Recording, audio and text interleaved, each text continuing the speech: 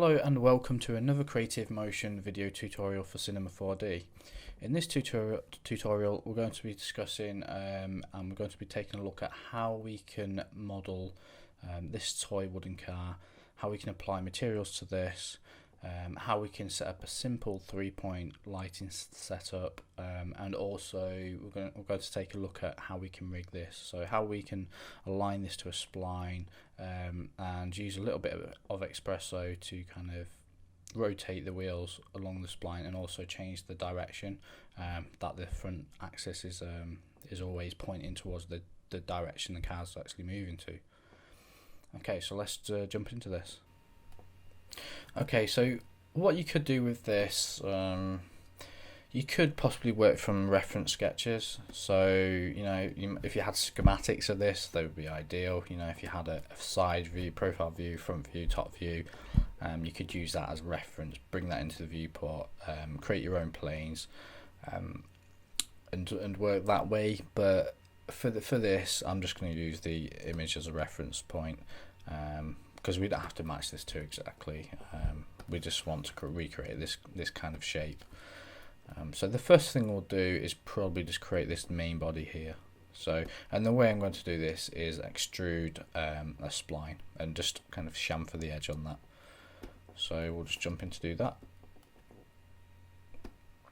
So if I go to one of the side views, say go to the front view here, and so we choose something like maybe the Bezier tool here, and one of the things with cinema as well is it tends to kind of, I find it really difficult to have this axis tool on while I'm drawing, which, I mean, it can be fine if it doesn't pop up in the place where you need to select, but say for example I want to select here, it's like how do I select that point? Can't really do that. So one way to do that is to go into filter and just switch off axis, and then we can continue drawing these points. So if we just undo that and we go in here, let's just switch the tool on again, Bezier, and we'll just try to recreate that similar kind of shape. Yeah, so just try to use as few points as you possibly can do with these. So we've got some kind of shape here. We'll bring up some references to see how close that matches. Yeah, we're not really far off there. What we could do is switch the axis tool back on and just select some of these points, and then maybe just manipulate the handles just a little bit, just so we've got a rounder shape to this. And a cool little tip for this is just, if you want to quickly jump between the selection and move tools, just tap the space bar. So we can hit space bar and we want to just adjust this. You can just pull this out, select this, pull this out, maybe just extend the handle. So to select the handle we need to switch to the move tool again. So we select the handle here and just curve this out slightly. So I mean, I'm happy with this at this point. So what we can do then is jump into the perspective view, and I hold down Alt and go into extrude and just extrude that surface, and by default it tends to kind of pull out on this axis, so we want to kind of pull this out to maybe something like, I don't know, again bring up your reference image, so we can make it about so thick. Another thing you want to bear in mind is you may want to build to a particular scale. So if you want to kind of run dynamics on this, or some kind of simulation, you might want to build to like a real world scale as well. So just something to bear in mind. Okay, so just see the amount of detail we've got on this model. If I switch on lines, and we can see here that by adjusting this angle value we can add or decrease points, so we might want to kind of add quite a few points on this at the moment.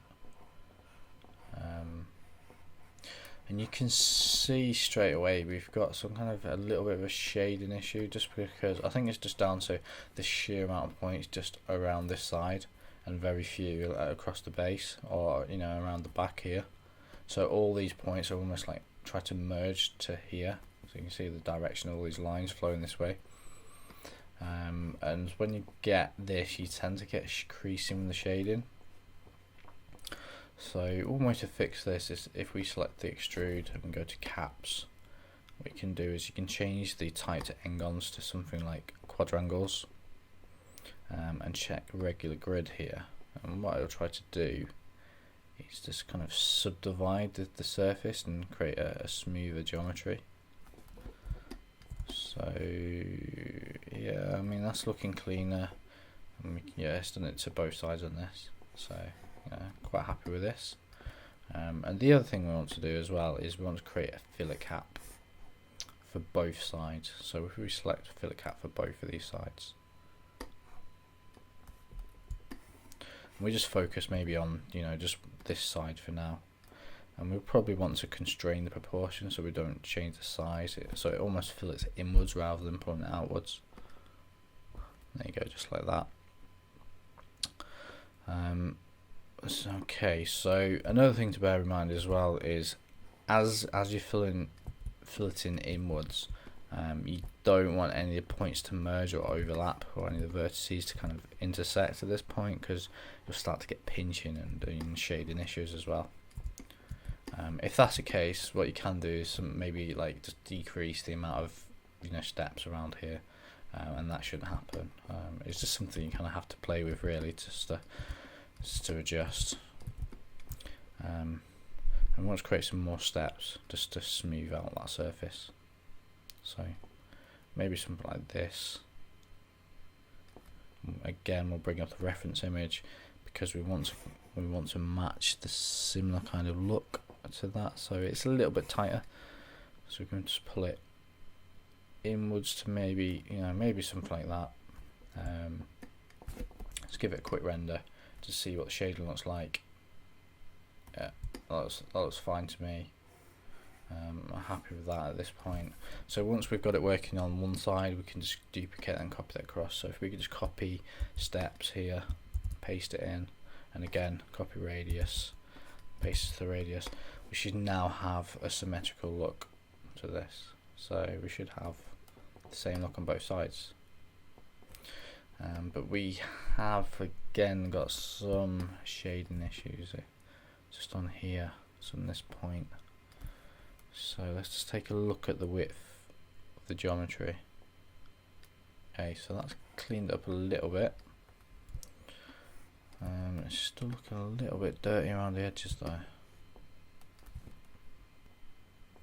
Okay, so again, what we've done here is we've just increased the angle a little bit, just to add less resolution here, and then just a little bit more kind of around here. And we can subdivide this again in different ways by using other surface modifiers, but for now that's looking fairly clean, and we've got a kind of approximate shape to what we need really. So that's cool, we've got that. That was fairly easy and painless to build. So the next thing we'll need to build is, or model, will be the wheels. So these should be fairly easy to build as well. And what we're going to do is we're going to loft these round. So we're almost going to create a profile that will kind of start at this point, go up, in, out, around, and back to the other side. And we also want this to be symmetrical as well. So we want this to be exactly the same on both sides. So let's just start with this. So again, if we just go to one of the flat views, say like we could go to the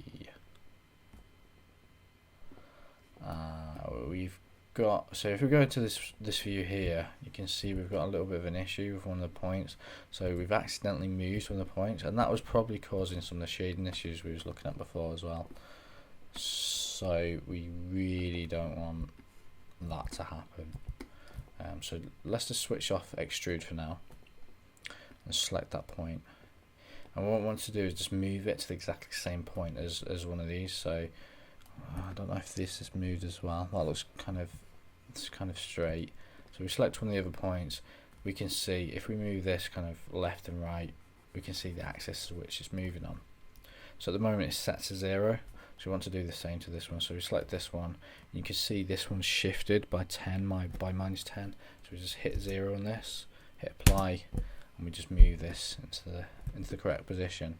And we need to be very accurate as well. So we literally couldn't pull this back in because you'll still get shading errors. They need to be placed into the exact same vertical point. So let's switch this back on.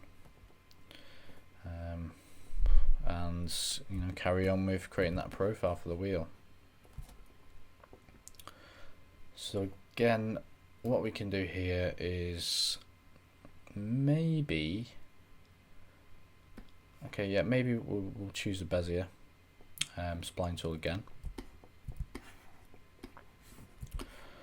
and this will work off of the center axis.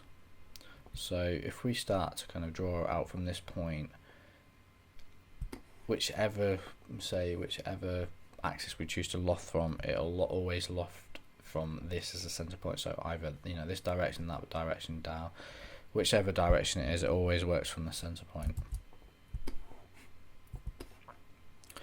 So let's just bring up the reference image again, just get a basic idea of what we want.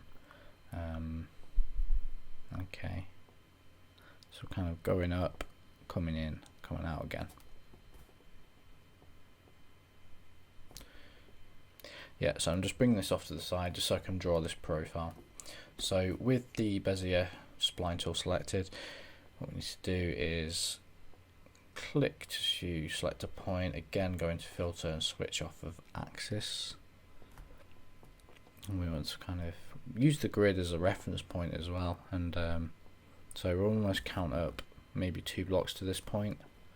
So we're 2 blocks up maybe, then we're kind of going across, so we could go across and in to this point, come out maybe to this point, go up maybe 1 block here, and then we'll kind of like curving around. So let's just say we curve to click and drag, and we curve to maybe this point here. What we can do with this, if we hold down shift, you can see I can kind of move the handles independent of each other as well. So shift will kind of create this effect. So that's just something to bear in mind as well if you want to have more control. So we'll just create this for now at this point, and what we'd like to do is just mirror this across to the other side, just so we're not tweaking 2 sides of the spline, and we'll just make sure it's completely symmetrical. So to do that, we need to pull in the, just cover this across. Where's it gone? There we go. So we need to drop in a symmetry object and then pull the spline into that. So when we drop this symmetry object into the scene, it should drop in at the 0 point. So if we pull the spline into the symmetry object, and let's just jump to a perspective view actually, just so we can see what's going on, hopefully. And then on these symmetry objects, we want to mirror this, so you can see in the right axis. So we don't want to mirror it on the XZ, we want to mirror it on the other axis, which will be the XY axis. So you can see again it's offset slightly, but we can fix this by just pulling this back in. So we select the move tool, maybe pull on the axis again, and just pull this together.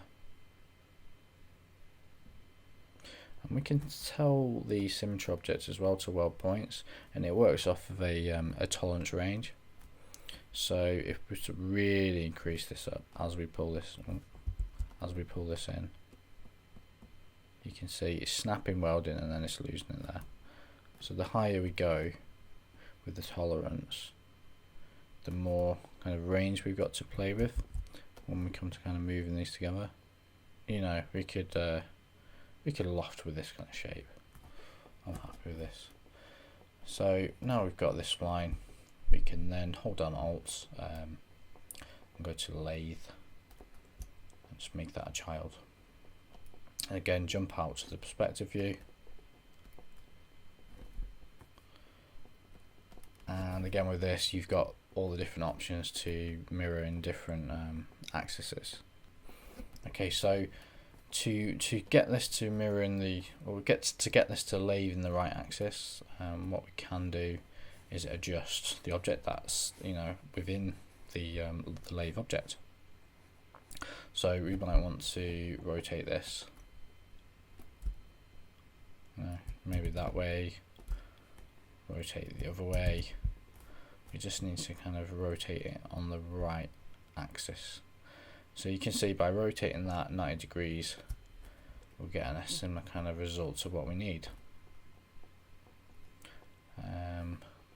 But actually, as you can see here, we just move this off, and we can start just working away from the center point for now, and just move the symmetry objects inwards just to kind of get that look to it that we need.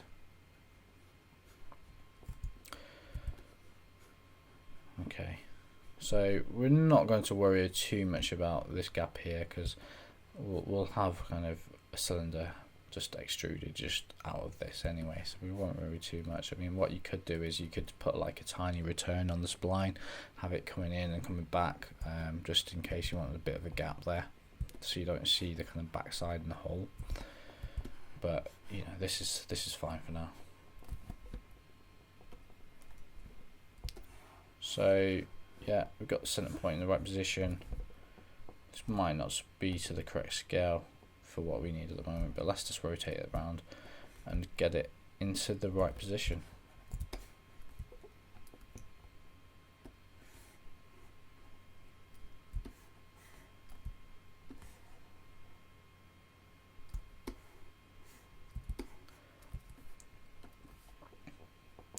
So we can scale this up.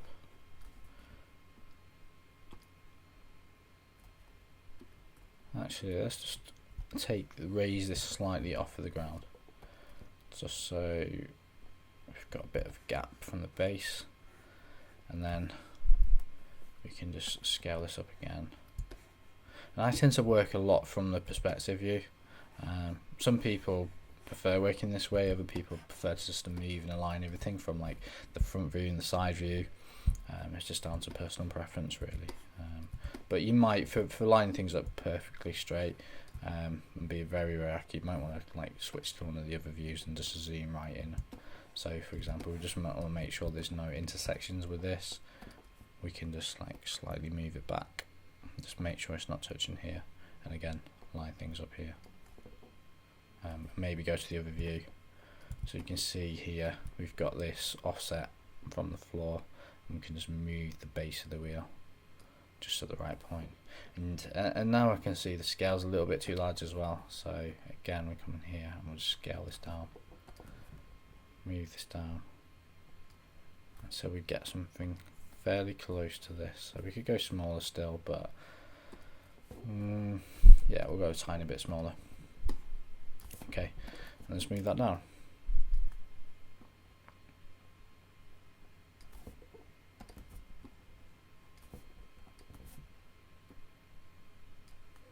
Okay, so now we've got that model. Quite happy with that. It's aligned to the floor plane. We've got a gap here. We've got clean geometry on the shape. Now, what I tend to kind of instance everything I possibly can do, just because if we want to go back to the shape and make any amendments, we only do it on one of these, and not all four. So with lathe selected, what you could possibly do is maybe we'll just group this into a null first, so we've got a little bit more flexibility, and we'll just call this a wheel. And I select the wheel, and I just go to the instance here and just drop in an instance with this selected, and now we've got an instance of this object.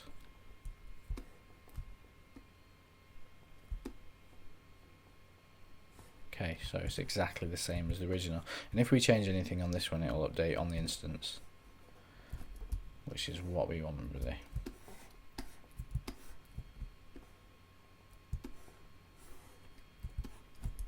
And all I'm doing here is holding down Command and just dragging these to create duplicates. You can also do that in the object view as well, just here. So now we've got 4 wheels on this toy car. We're pretty much at a stage where most of the modeling's done. It's kind of in place. The only thing we're missing are the bars to go kind of connect up the wheels, so we need to just create a cylinder for those. So that's quite easy to do. We just drop a cylinder into the scene. Okay, we've got a little bit of an offset with the car. We might want to kind of move everything back into the center point, just to keep everything aligned into the middle, just round about, just so for when we flip this cylinder around to one of the other directions, like the plus Z, it's fairly in the middle. We're not moving it around too much. So let's just kind of lengthen this out just so we can see it extruding through the surface. Bring it down into kind of around about the right position. Just line this up. So again, this is one of these times where you probably want to go into one of the other views.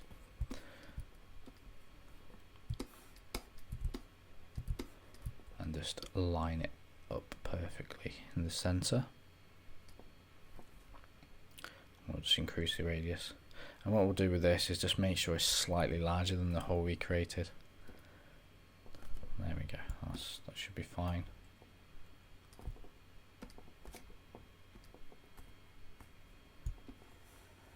So now we've got this protruding through the surface, we can just pull this in. And I want to have this sticking out slightly, not too much. Okay, so maybe something like that, sticking out each side.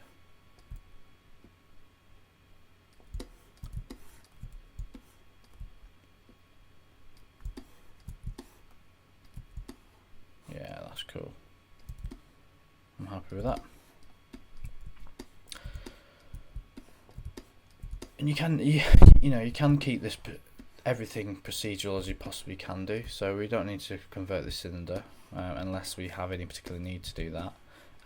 What I was thinking about maybe doing was, if we convert this, we can maybe manipulate some of the points around, and then just create this similar kind of effect. So we've not got a perfectly round shape and it's offset slightly, but we might be able to get away with doing this with displacement. We'll just see how it goes. But again, as we did before, with cylinder selected, we'll just create an instance of that. So now we have an instance, we'll just move that to the back. And again, go into the side view and just make sure we've got everything lined up perfectly. There we are. Okay, so just give this a quick test render. Alright, we can see that we need much more detail here. And we can do that with, well, we can do that a few ways. We could go to the spline and just,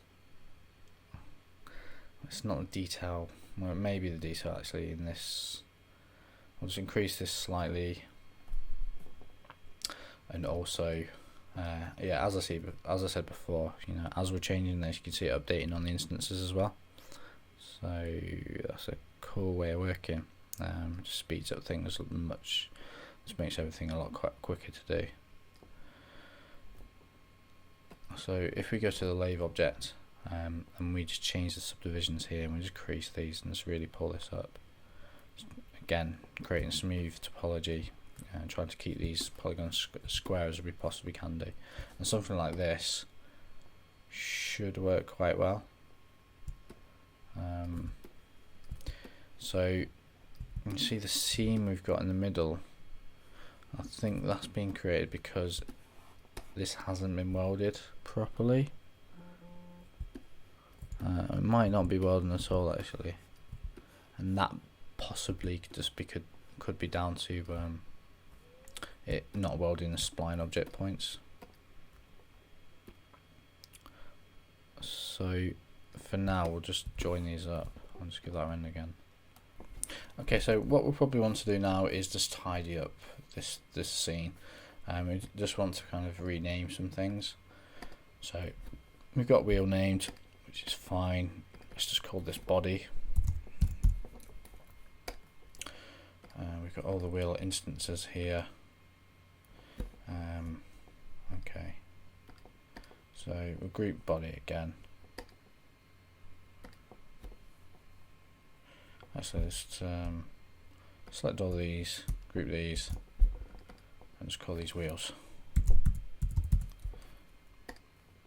So as I mentioned before, you can see we've got a spline drawn here, where the car's actually following the spline with its axis point kind of almost centered in the middle, and you can also see that the front axle on the car is also kind of turning slightly as it straightens out. So as it's going around the bend here, you see it turning, angling towards the corner, and then again straightening out just in front, and that's been done through following this kind of helper object that's placed just in front and is slightly offset in front of the car as it's moving. Okay, so now that we've modelled the car, let's take a quick look at how we can go about applying textures to this. And also take a little look at the lighting setup we've got going on here. So the first thing we did was apply a texture to the body of the car. So if I just open up car here and we just go to body, we can see we've got a series of different selection tags applied here. Now we've got a series of different materials applied. Now each one of these materials has a different selection reference applied in this selection area just here. So as an example, C1 would refer to the side, so like the cat face of this extruded spline, and the next one, C2, would be on the opposite side, and the next one is an overall. So essentially this one will just fill in any areas that don't have a selection tags applied. Again, R1 refers to the kind of filleted area, so kind of it applies a material just to this area here around the edge, and again R2 will be the same but on the other side. And this setup's kind of is still procedural. Okay, so we're using procedural materials applied, and we've not broken down any UVs on this. We're applying these just different materials to just different selection sets on this extruded NURBS object. Okay, so that allows us then to apply maybe a different specular level on here. We can also apply like more dints around the edges to make it look like it's been kind of thrown around a little bit, it's been used. So we can kind of differentiate the different materials based on these different selection groups. And we can do that obviously for both sides, these filleted areas here, and the area going across the middle. Okay, so if I open up one of these typical materials and we take a look at this, so let's just go into the color channel for now. We're using the wood shader, and the wood shader can be found if we go into texture here in the drop down. We go to surfaces, I think it's just under here, yeah, the wood shader. So this is a procedural shader. And one of the cool things about this as well is that with the projection, it still looks fairly good. Like even if you're projecting it from a planar view, you tend to not get as much obvious stretching going across the model. So one of the things I like about this, it's very crisp as well. Like I say, it's procedural. You can go in as close as you want to this, and it's still going to look sharp. Okay, so we've also applied a bump map onto this as well. So this is just a standard noise. We're going to noise here, and you can see the type of noise that I've used on this. And I've just used dents and gone in and just played around with the clip high and the brightness contrast, just to get the look that we need for this. And all this is doing is just adding a bit of variation to the surface. So try to remove that CG look a little bit and just try to roughen the surface just a little bit. So this wooden piece here has, you know, we're giving it that kind of laminate look, but we're also giving it a bit of a kind of roughness to it. So it looks like it's almost had like a bit of sandpaper going over the top of it once it's been applied. Okay. The next thing is the specular. So with the specular, at the moment it does look a little bit repetitive, but you could remove that by maybe, like, you know, changing the scale up a little bit, you know, dropping this noise into maybe a layer shader, applying a few different levels at different scales just to make it look not as repetitive. But the effect I was going for with this is just to kind of create some areas where it looks like, you know, the laminate coating's been worn away slightly, and it's had like a few knocks and bumps, just creating a bit more of a kind of random variation to this.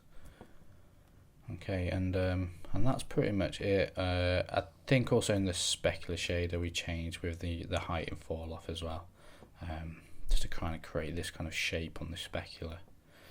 But yeah, I mean, have a play around with these. That's all I did, is just kind of play around with them just to get the look I needed. And that's how I kind of come up with a lot of the materials. So moving on to the next shader, which was for the wheel here. With this shader, we've applied the shader to the wheel, which is instance as well, so it applies the same shading to every one of the instances, which is good, because it means we can just work on one of the wheels, and then it updates to the rest. And we've also done that with the axle as well at the front. So the rear axle is an instance, so we can just work on this and it updates on the back. And as you can see with this, it's like we're using a much more kind of harsh bump mapping on this. So I'll just open the material here, and we'll go into this material again. And all this is once I kind of got a material set for the body, it was just duplicated. I just went into the wood settings and just changed around with the color values just a little bit, just kind of brighten this up, you know, shift the hue just a little bit, just pick a, you know, a slightly different range of color, and again change the scale just to get something that I like the look of. And I think with this also I changed the projection. No, it's actually set to on this one, on the axle is set to UV mapping, so I didn't change anything on that. But with the wheel, yeah, I think we set this to flat projection. You can see where we haven't welded the points together on this model. You know, you might get a slightly visible seam. It could be something that you want to, you know, to keep the look of, or just to remove this. It's just, you know, at the moment we've got everything fairly procedural. But what you could do is just like collapse this down and just weld these 2 points together, these both sides of the wheel together. Okay, so going back to the shader, and we go to noise, you can see here with the strength value, I've really cranked this up pretty high, because I really want to kind of exaggerate the grain in this. I think with the specular as well, well actually I haven't done that. With the specular, what you could also do is apply the same bump map to the specular channel here, and then maybe just invert that. So essentially what that will do is just only give you specular on the raised areas, and anywhere where it's kind of, or vice versa. So essentially you can almost create like any of the surfaces that are raised kind of look like they're worn, so it looks like it's kind of removed that specular off, but it's still there, just kind of in the cracks. Or you can do it the other way around. It's completely up to you. Just have a play around with that. Okay, so for the lighting setup, I've just placed in a few different lights here. So I've placed in, what we've got, 4 different lights. Initially I kind of worked off just a basic 3-point lighting setup here, which is not the, you know, your typical lighting setup. But what I tend to use is like, I tend to like work off the angle of the camera. So say for example, it's like if you want specular kind of on this point, then that's going to work based on the angle that you're looking at the surface, and then the angle that the light's reflected from. So in a way you can look at it as like, we're looking at the surface here, and then the angle that would kind of light would bounce from that would come off to the side here, and that's where you'd want to place the light. So the specular that's being generated here is generally created from probably this light here. So I'd move these lights into place just to get the exact look that I need and want as well.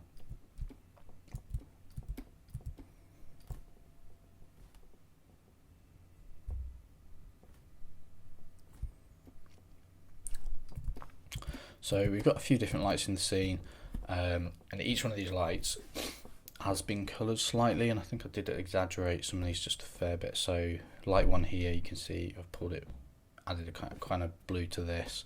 Light one's very orangey, yellowy, and I think the other one is just like fairly plain.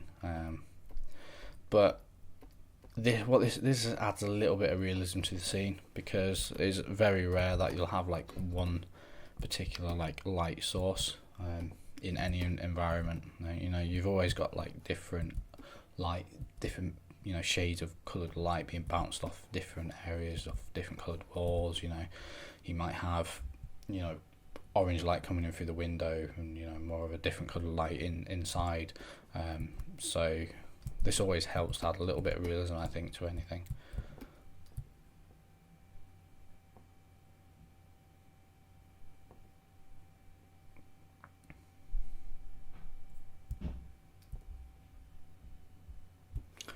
Okay, and the next thing was the environment. And the environment was just created by using a plane and a bend modifier here. So the bend modifier is attached to the plane, and we've just kind of curved it up. We've added enough subdivisions to the plane here, so we've got 20 by 20, scaled it up large enough just so we have enough area to work with. And then just bent it around so it just acts as this kind of curved backdrop, and this works quite nicely as well, because you'll get like a bit of gradient and a mix of all the colours going on from the different lights, and it makes it look fairly seamless as well.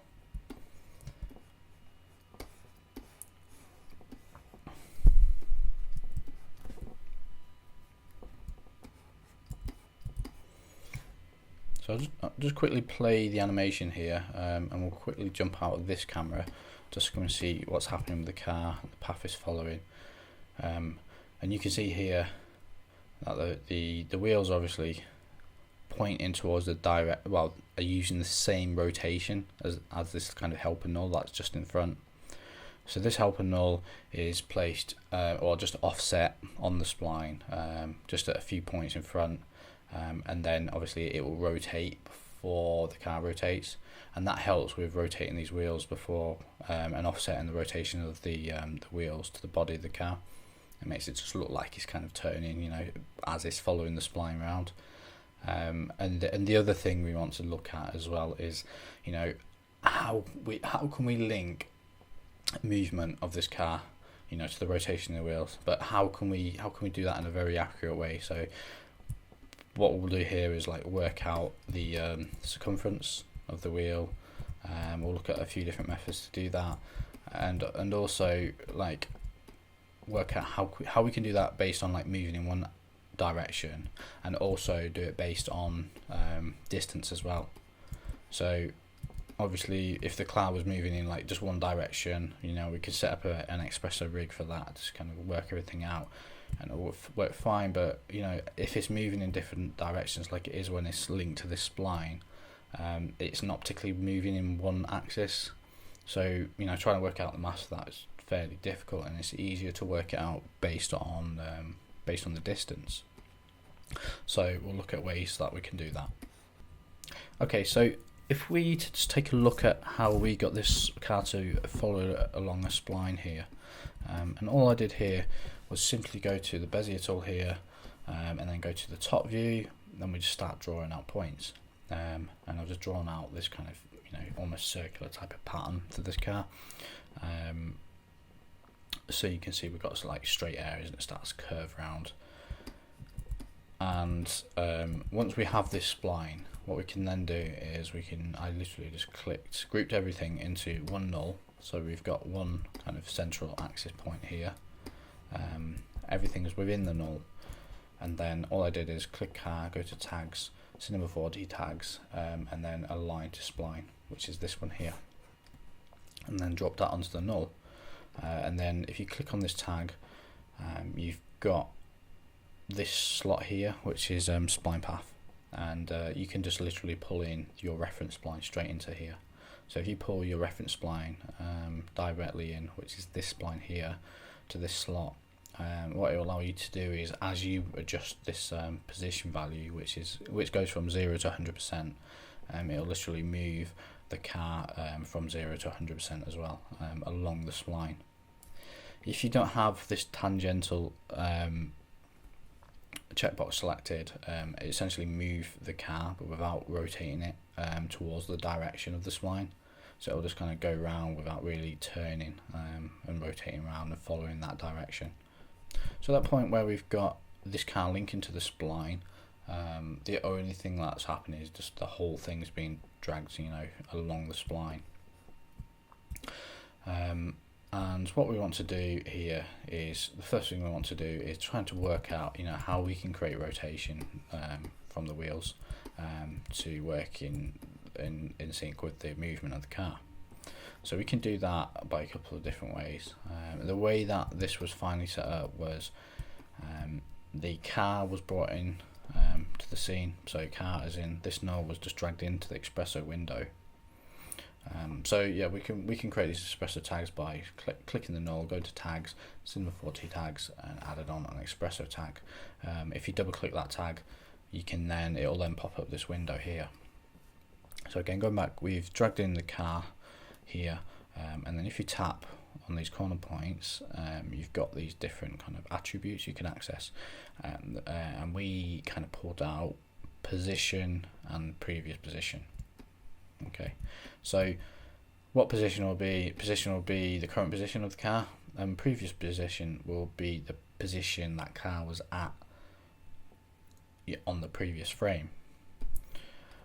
And this distance node here just works out the distance between the two positions. Okay, so this will give us a value between the two positions. So if I just quickly hit play here, you'll see this value moving here, but it's kind of going up and down. So you can see at certain points it's higher and lower, and that's almost kind of creating almost like a speed reference as well to this. And this won't work because essentially what it'll do is rotate the wheels and then rotate them back again. So what we need to do with this is literally add its current value to this value. So once this has been calculated, once we've kind of calculated the distance this car's moved, we want to add it to its own kind of rotation value. So we've got its own rotation value here, and the rotation value from the range mapper, and once they're added together, it'll try to like incrementally add the rotation. So then we'll get an accurate rotation from the wheel, which we'll get here. But you'll see here, so if I just break maybe this value and then we try to rotate, it's trying to rotate but just coming back again. So you can see here it's working out the distance but then just resetting the value again. Okay, so we'll just recreate that connection.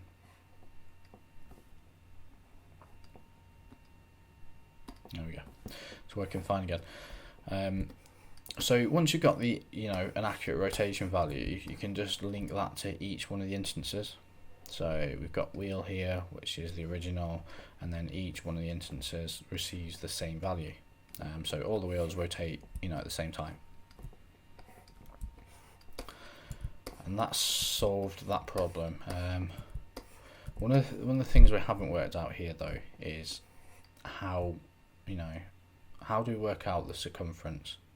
Because essentially we want the car to move the circumference of the wheel over the same period of time, and that will give us accurate kind of positional movement to rotation on this. So we can do this by few different ways really. One way you can do this is, if this was a polygonal object, we could create a node which is the bounding. We use the bounding box node, which is, if you go into general, bounding box here, essentially what this will do is give you kind of dimensional values. So what this could do is give you the height of the wheel, which is essentially the diameter, and then we can use the diameter to work out the circumference. But on this one, because this isn't polygonal, we've used a constant value, and this constant value is literally, I've just measured the height of the wheel. So we've got the diameter here, which is the height of the wheel, which is going into this formula, and all this formula does is it just calculates the circumference based on, you know, the pi value. So it's basically, you know, pi 3.14, whatever the rest of the values are, times the constant here, which is the diameter. So once we've got that, this just inputs the circumference of the wheel. So the circumference is then linked into a range mapper here, which is linked into the input upper. So that's the upper limit of the input. And then the output is literally from a range of 0 to 360. So what this is doing is distance feeds the input, and then we've constrained the input to, you know, to the circumference. So, you know, 0 to whatever the circumference value was, and then that's translated through the range mapper to 0 to 360. So we get, you know, we've got accurate kind of movement to rotation on the wheels. It will look like it's moving perfectly at the same time. So, you know, that's one way to do that. It's a little trickier way of doing it, but it means by using distance we can kind of calculate in different axes. You know, if you want to kind of roll a wheel across just one axis, you could literally just, you know, link that straight to like, you know, rotation, a position axis coming out of, you know, your object. So you could have car here, pull out, drop that in, pull out the position, and link that straight into input. Okay. So the other thing we did on this was to what have we done here? Oh yeah, what we did is we created a second null. And then we've used this kind of helper null in the scene. So this helper null is offset, and that's offset from a keyframe value. So with, I'll switch that back on. So with the original kind of align to spline, so with this, we've literally, all we've done with this is literally create a position keyframe at 0% and 100%, and offset that over a duration of frames, which you can see here. And what we'd like to do is we've created another null in the scene, and this null we've added another line to spline, but with the Xpresso we've told it to just offset it slightly. So we've taken the position, you know, of this null in the scene, and then just said to it, can you just add on a slight value to it to always keep it in front of the car, and that's what we've done here. So we've added like 0.5 because the values that are coming out of this range from like 0 to 1, and then we've just added that into the other align to spline, and we get this effect. We get this null, the second null, being offset slightly here. So this second null is always just in front of the car all the time. Okay, and then what we can do here is, because it's slightly offsetting in front, it's always going to rotate before the car rotates, and having this rotation on this null, we can use that rotation to drive the front axle of the wheel.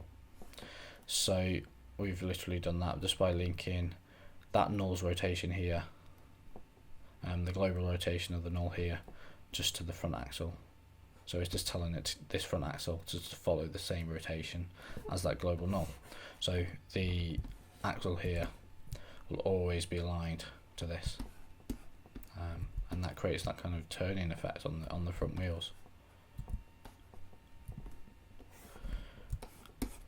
So this is fairly messy setup at the moment, but you kind of, hopefully I've talked you through how this functions and works as well. And then all we did for the lighting was to go in here. I think I switched on, yeah, there's some ambient occlusion on here, some global illumination. So all I've done with this is, once I had global illumination on this, what I tend to do sometimes is just try to exaggerate the colour bleed a little bit, because I think by default it doesn't seem to be that strong through the GI renderer in Cinema 4D, as it is with some other renderers. So you can kind of increase that by, if you go into the material and you go to illumination, here you've got generate GI, and you've got strength and saturation values. So the strength value will increase to the illumination of the scene, and then you've got saturation, which will just add the amount of kind of colour bleed you get from one object to the next. So maybe colour bleed from the floor to the wheels, or it might work the other way around, but sometimes it can add a really nice effect. You want to be careful though, you don't use it too much, because it can start to make objects look a little bit illuminated, unless you want to go for that effect. Okay, so I want to thank you for watching, and hopefully I'll see you on the next one.